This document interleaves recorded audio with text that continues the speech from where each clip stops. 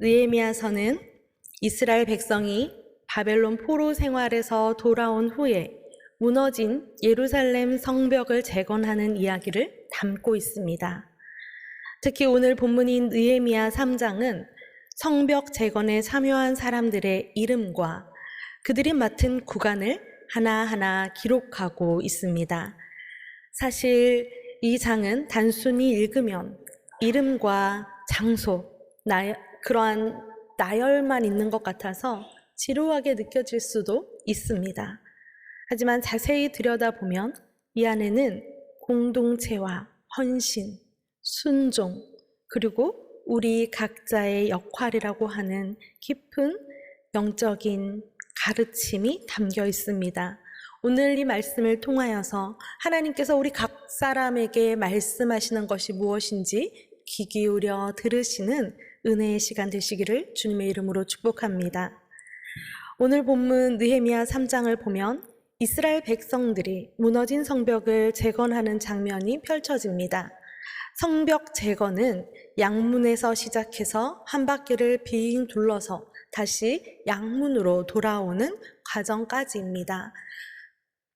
사진에서 본 바와 같이 양문에서 시작해서 어문, 옥문, 옛문, 골짜기문, 분문, 샘문, 수문, 미문, 동문, 함입간문, 그리고 다시 양문으로 돌아오게 됩니다. 그래서 시계 반대 방향으로 쭉 돌아오면서 성벽을 재건하는 모습이죠. 그 가운데에 성전이 있고 또 삶의 터전이 성전 주변으로 사람들의 삶의 터전들이 있게 되는 것입니다. 성벽 재건을 해야지만이 다른 적으로부터 보호받을 수 있고 수치스러웠던 그 성벽이 무너짐으로 인해서 수치스러웠던 삶이 다시 세워지게 되는 것이죠. 그래서 이 성벽 재건은 이스라엘 백성들에게, 이 예루살렘에 사는 백성들에게 아주 중요한 문제였습니다.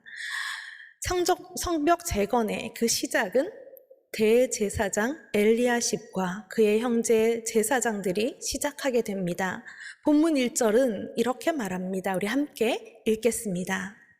그때 대제사장 엘리야십이 그의 형제 제사장들과 함께 일어나 양문을 건축하여 성별하고 문짝을 달고 또 성벽을 건축하여 함메아 망대에서부터 하나넬 망대까지 성별하였고, 그때의 대제사장 엘리야십이 그의 형제 제사장들과 함께 일어나 양문을 건축하여 성별하고 라고 말하고 있습니다. 제사장들은 보통 성전에서 제사를 드리는 일을 맡은 사람들입니다. 그들은 영적 지도자로서 제의, 예배를 다루는 일을 하는 사람들이죠. 그들은 벽돌을 나르거나 석공일을 하는 그러한 일꾼들은 아니었습니다. 하지만 이때에 그들은 주저하지 않고 몸소 일어났고 가장 먼저 공사의 그 첫 삽을 떴습니다.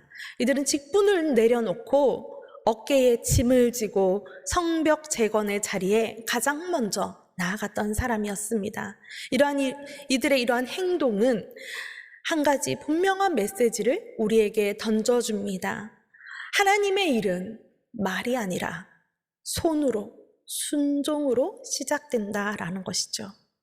그 이후에 금장색 향품 제조사, 상인들, 평민들, 지도자들, 여러 지파의 사람들, 그 지역의 다른 민족들까지도 모두 함께 나서서 성벽 재건에 힘쓰게 됩니다.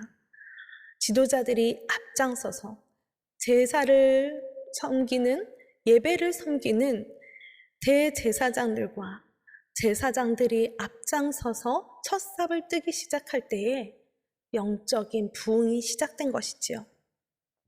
23절, 24절 말씀 함께 읽겠습니다.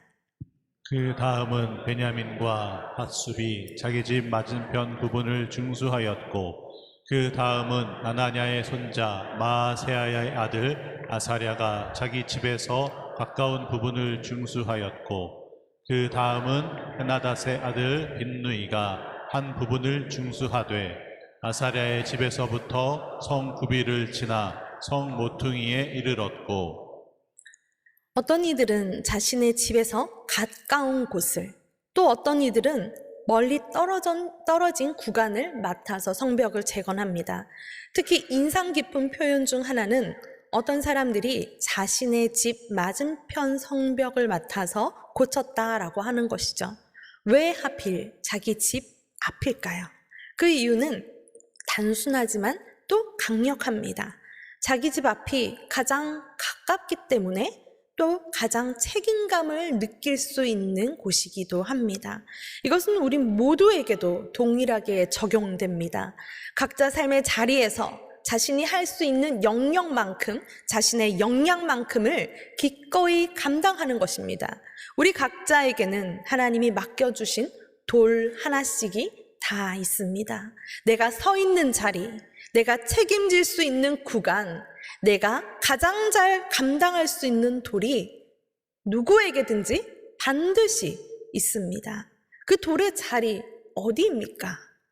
누군가에게는 가정이 될 수 있을 것입니다. 자녀들을 하나님의 말씀 안에서 양육하는 것, 부부간의 존중과 신뢰를 쌓아가는 것, 기도와 사랑으로 가정을 지키는 자리, 그 가정이 나에게 돌을 쌓는 자리일 수 있겠습니다.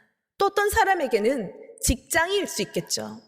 정직함과 성실함으로 그리스도인의 향기를 나타내고 진리를 부끄러워하지 않고 지켜내는 그 자리가 나의 돌을 내려놓는 자리일 수도 있겠습니다. 또 누군가에게는 교회일 수 있겠습니다. 눈에 띄지는 않지만 조용히 예배당의 의자를 정리하고 더러워진 공간을 청소하고 주차 안내를 맡아서 하고 주일학교 아이들 한 명 한 명을 품고 기도하는 그 자리가 또 나의 돌을 내려놓는 자리일 수 있겠습니다.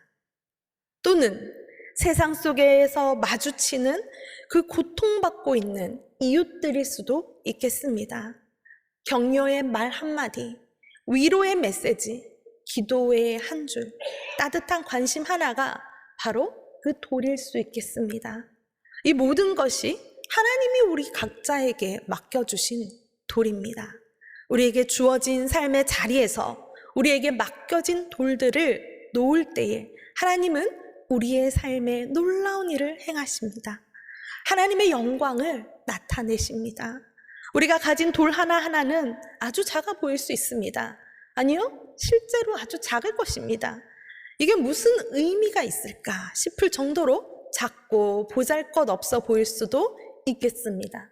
그러나 사랑하는 성도 여러분, 그 작은 돌들이 하나씩 모였을 때에 하나님은 그것을 통해서 하나님의 일들을 행하십니다. 무너졌던 성벽을 다시 세우실 것이고 하나님의 영광을 다시 회복시키실 것입니다. 하나님이 이렇게 말씀하시죠. 내가 너에게 맡긴 구간, 너의 손이 닿는 그 자리에서 거기서 그 돌 하나를 충성스럽게 쌓아라.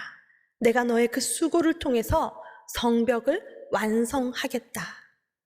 우리에게 맡겨주신 돌이 아무리 하찮아 보인다 할지라도, 아무리 작아 보인다 할지라도 그것은 하나님이 나에게 주신 거룩한 사명인 줄 믿으시기 바랍니다.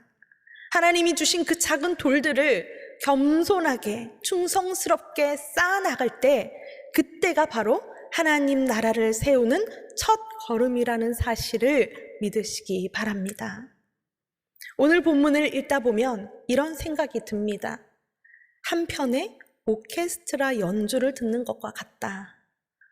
무슨 소린가 하면 각기 다른 소리를 가진 악기들이 하나의 악보 아래서 완벽한 음악을 만들어내는 것처럼 성벽 재건에 참여한 사람들도 모두 다른 위치에서 다른 일을 맡았지만 하나님의 성벽을 완성해 갑니다. 하나님은 우리에게 그 거대한 성벽을 혼자 다 지으라고 말씀하시지 않으셨습니다. 그것은 이 성경 본문에서 가장 많이 보이는 단어, 그 다음은 함께 세워가라는 것이죠. 혼자가 아니라는 것입니다. 그렇죠. 어떤 사람은 자기 집 앞 구간을 맡았죠. 또 어떤 사람은 성전의 근처 혹은 도시 외곽의 먼 구간을 맡았습니다. 어떤 사람은 자기가 맡은 부분을 끝내고 다른 곳에 또 가서 또 다른 한 부분을 맡기도 했습니다. 규모도 다 다르고 거리도 다르고 난이도도 제각각이지만 모두가 자신의 자리에서 자기의 돌들을 놓을 때 충성했기 때문에 하나의 끊김없는 견고한 성벽이 재건될 수 있는 것입니다. 우리 옆에 사람들 다 보십시오. 너무너무 다르게 생기지 않았습니까? 나이도 다르고 가진 재주도 다르고 가진 달란트도 다릅니다. 가진 배경도 다르고 살아왔던 경험도 다릅니다. 다 다르지만 너무나 중요한 사람들입니다. 너무나 소중한 사람들입니다. 생각해 보십시오. 어떤 연주자가 내 악기는 작고 소리도 약하니까 좀 연주 안 해도 되겠지, 좀 쉬어도 되겠지, 괜찮겠지 하고 빠진다면 그 연주는 결코 아름다운 하모니를 완벽하게 연주할 수 없을 것입니다. 모든 악기가 있어야지 그 곡이 처음 그 곡을 작사한 작곡가의 의도대로 완벽하게 아름답게 살아날 수 있는 것이죠. 마찬가지입니다. 성벽도 그렇습니다. 한 사람이 맡은 작은 돌, 작아 보이는 그 문, 좁은 구간, 이것이 빠지면 성벽 전체에 틈이 생기기 시작하고 결국 무너질 수밖에 없습니다. 오늘날의 교회도 마찬가지입니다. 누군가는 저처럼 말씀을 전하겠죠. 누군가는 찬양으로 사람들의 마음을 활짝 열게 도울 것입니다. 누군가는 예배 전에 조용히 성전을 위해서 청소하고 예배를 위해서 기도할 것입니다. 어떤 사람은 보이지 않는 곳에서 재정을 관리하고 있고요. 어떤 사람은 낯선 새 가족을 따뜻하게 맞이하면서 공동체로 이끕니다. 다 우리의 이야기죠. 누군가는 매일 중보 기도를 하며 교회를 지켜내고 누군가는 주방에서 한 끼 식사를 준비하면서 사랑을 나눕니다. 겉으로 드러나는 사역이든 눈에 보이지 않는 섬김이든 모두가 하나로 연결되어져야지만 교회라는 성벽이 온전하게 될 수 있는 것입니다. 사도 바울은 고린도전서 12장에서 교회를 가르쳐서 한 몸이라고 말합니다. 몸은 많은 지체가 있으나 한 몸이며 지체가 많으나 한 몸인과 같이라고 사도 바울이 이야기했죠. 눈이 눈에게 나는 너랑 다르니 너는 필요 없다 라고 말할 수 없고, 발이 머리에게 나는 중요하지 않으니 머리만 있으면 되지 난 빠질게 라고 할 수 없다라는 것입니다. 우리의 역할은 달라도 중요한 존재라는 것입니다. 우리 옆에 있는 사람들을 향해서 이렇게 좀 얘기해 줄까요? 당신은 소중한 사람입니다. 그리고 한 번 더 이렇게 얘기해 줄까요? 당신이 있어서 참 고맙습니다. 우리 모두는 다 소중하고 소중한 존재입니다.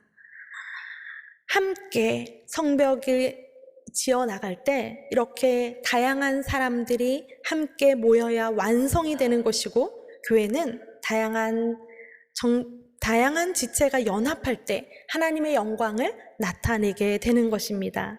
사랑하는 성도 여러분, 여러분은 지금 어떤 돌을 쌓고 계십니까?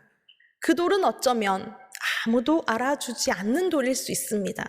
매주 아이들을 돌보고 예배를 제대로 드리지 못하는 우리 교사들 정말 애쓰고 있습니다. 늘 식당 봉사로 손에 물이 마를 새 없고 땀 범벅이 되어져 가며 수고하는 식당 봉사하시는 분들, 그리고 뜨거운 햇빛 아래 비가 오면 그 비를 다 맞으면서 주차 봉사를 하시는 분들, 하나님이 다 보고 계십니다. 우리의 눈에 보이지 않는 사람들, 그러나 열심으로 섬기고 있는 분들 하나님이 보고 계신다라고 하는 것이죠. 하나님이 보신다라는 것만으로도 우리에게 얼마나 위로가 되는지 모릅니다.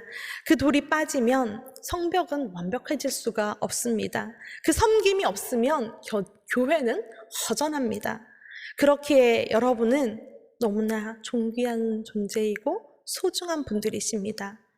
여러분이 있기 때문에 포항제일교회가 있습니다. 그래서 오늘 한번 생각해 보기를 원합니다. 나는 지금 하나님의 성벽을 짓는 일에 어떤 돌을 쌓고 있습니까? 하나님, 나의 자리는 어디입니까? 하나님이 나에게 맡기신 돌은 무엇입니까? 오늘 이 질문 앞에서 하나님 앞에 기도하며 주님이 말씀하시는 그 음성에 집중하시고 순종하시는 저와 여러분 되시기를 주님의 이름으로 축복합니다. 느헤미야 3장을 천천히 읽어보면 독특한 점을 발견하게 됩니다. 그것은 바로 엄청나게 많은 이름들이 아주 자세하게 기록되어져 있다는 사실이죠. 어떤 사람은 양문을, 어떤 사람은 어문을, 또 어떤 사람은 옛문을 고쳤다고 나옵니다. 어떤 사람은 자기 집 맞은편, 어떤 사람은 자기 구간을 마친 후에 다른 구간까지 자원하면서 건축에 참여했다고 합니다. 이쯤 되면 우리는 질문하게 됩니다. 아니, 왜 이렇게 자세하게 적은 겁니까? 그냥 모든 사람이 함께 참여해서 성벽을 재건했다 정도로 요약해도 될 텐데 굳이 사람 이름, 누구의 자녀 누구, 누구의 자녀 누구, 예루살렘의 반 이상 다스리는 누구, 왜 그렇게 그 이름을 하나하나 불러가면서 기록을 했을까요? 왜일까요? 왜냐하면 하나님은 이름을 기억하시는 하나님이시기 때문입니다. 성경에서 이름이 기록된다는 것은 단순한 문서 작업이 아닙니다. 그것은 하나님께서 그 사람의 헌신을 기억하시고 그 수고를 결코 잊지 않으신다라고 하는 상징이기도 합니다. 사람들은요, 쉽게 있습니다. 저는 10년 전만 해도 난 정말 기억력에 있어서 똑부러지게 난 잘 기억할 수 있는 사람이야 라고 생각했는데 시간이 지나면 지날수록 제 기억력이 흐려진다라는 사실을 너무나 인정하면서 요즘은 살고 있습니다. 그런데 사람들은 쉽게 잊을 수 있지만 하나님은 잊지 않으십니다. 결코 잊지 않으신다고 말씀하십니다. 사람들이 알아주지 않아도 하나님 보고 계시죠. 심지어 우리가 그저 묵묵히 감당한 일, 드러나지 않는 수고, 하나님 앞에서 올린 눈물의 기도, 주님은 그 이름과 함께 기억하신다라고 하는 것입니다. 말라기서 3장 16절과 빌립보서 4장 3절 말씀을 함께 읽겠습니다. 그때 여호와를 경외하는 자들이 피차에 말하매 여호와께서 그것을 분명히 들으시고 여호와를 경외하는 자와 그 이름을 존중히 여기는 자를 위하여 여호와 앞에 있는 기념책에 기록하셨느니라. 또 참으로 나와 멍에를 같이 한 내게 구하노니 복음에 나와 함께 힘쓰던 저 여인들을 돕고 또한 글레멘드와 그 외에 나의 동역자들을 도우라. 그 이름들이 생명책에 있느니라. 아멘. 하나님이 그 이름을 여호와 앞에 있는 기념책에 기록하게 하셨습니다. 하나님이 그 이름들을 생명책에 기록하게 하셨습니다. 그렇죠. 하나님은 이름을 기억하시는 분이십니다. 그 이름을 생명책에 다 낱낱이 기억하시면서 무엇을 했는지, 어떤 사람인지, 누구인지 다 적으시고 기록하신다는 것입니다. 내 이름이 어디에 있는가? 우리 너무 중요하지 않습니까? 내가 분명히 신청했는데 확인해보니 내 이름이 빠져 있을 때 그렇게 섭섭하고 서운할 수 없습니다. 그렇죠. 한 번씩 다 경험해 보셨을 거예요. 그런데 하나님은 우리의 이름을 다 기억하실 뿐만 아니라 그것을 기록해 놓으신다라고 말씀하십니다. 오늘 이렇게 느헤미야 3장에 성벽 재건에 그 이름을 다 올린 사람들의 이름이 기록되어져 있는 것과 같이 우리의 이름을 하나님이 기억하신다라고 하는 것입니다. 그런데 여기서 한 가지 흥미로운 부분이 있는데요. 느헤미야 3장 5절 말씀 함께 읽겠습니다. 그 다음은 두고와 사람들이 중수하였으나 그 귀족들은 그들의 주인들의 공사를 분담하지 아니하였으며. 이게 무슨 뜻입니까? 드고아의 평민들은 열심히 일했지만 그 지역 귀족들은 건축에 협조하지 않았다라는 것입니다. 하나님은 열심히 일한 사람들의 이름만 기록하신 것이 아닙니다. 하나님은 참여하지 않은 사람들의 태도까지도 성경에 기록하고 있다는 것이 너무 재밌지 않습니까? 하나님 우리의 순종과 헌신만이 아니라 방광과 무관심까지도 기억하신다는 사실입니다. 나는 바쁘니까 다른 누군가 하겠지. 나는 그런 은사 없으니까 그 열정 많고 은사 있는 사람이 하면 되지. 나는 조용히 뒤에서 지켜보는 게 괜찮아. 나는 이렇게 할 거야. 이 일은 내 영역은 아닌 것 같아. 핑계 없는 무덤 없고 사연 없는 사람 아무도 없습니다. 이런저런 이유는 누구에게나 다 있습니다. 그런데 그 빠진 자리 누가 기억하십니까? 하나님은 참여한 사람들의 이름만 기억하는 것이 아니라 그 빠진 자리도 보고 계신다는 것입니다. 기억하고 계신다는 것이죠. 저도 이 말씀을 보면서 제 자신을 참 많이 돌아보게 됩니다. 굉장히 회개가 되는 순간이 이 순간이었습니다. 빈자리가 많아지면 많아질수록 결국에는 공동체에 균열이 생기게 되고 성벽이 허물어지기도 하고 하나님의 영광이 가려지는 틈이 되기도 합니다. 성벽은 몇몇 열심 있는 사람들의 손으로 결코 지어지는 것이 아니라는 것입니다. 교회는 일 잘하는 권사님, 집사님, 장로님 그 몇몇이 세워가는 것이 아니라 어린아이 한 명까지도 함께 세워가는 곳이 바로 교회입니다. 하나님께서 계획하신 성벽은 우리 모두의 돌들이 함께 모일 때에 아름답게 완성되는 것이죠. 사랑하는 성도 여러분, 우리는 어떻습니까? 오늘 이 말씀 앞에서 여러분은 어떤 생각이 드십니까? 나는 하나님의 성벽 재건 사역에 어떤 자리를 맡고 있습니까? 하나님은 내 이름을 어떤 모습으로 기억하고 있다고 생각되십니까? 하나님은 오늘도 우리를 부르고 계십니다. 그리고 우리 각자의 이름을, 그리고 그 이름 아래에 있는 우리의 삶의 태도까지도 주목하고 계십니다. 무너진 성벽을 다시 세우는 일에는 우리 모두의 손이 필요하고 그 이름이 필요합니다. 한 사람의 순종이 귀중하듯이 한 사람의 방관도 하나님 앞에서는 분명히 기록된다는 사실을 기억하시기 바랍니다. 그러므로 오늘 하나님이 우리를 기억하실 때에 너는 참 충성스럽게 자기 돌을 쌓은 사람이었다 라고 불릴 수 있는, 그렇게 칭찬받게 되는 저와 여러분 되시기를 주님의 이름으로 축복합니다.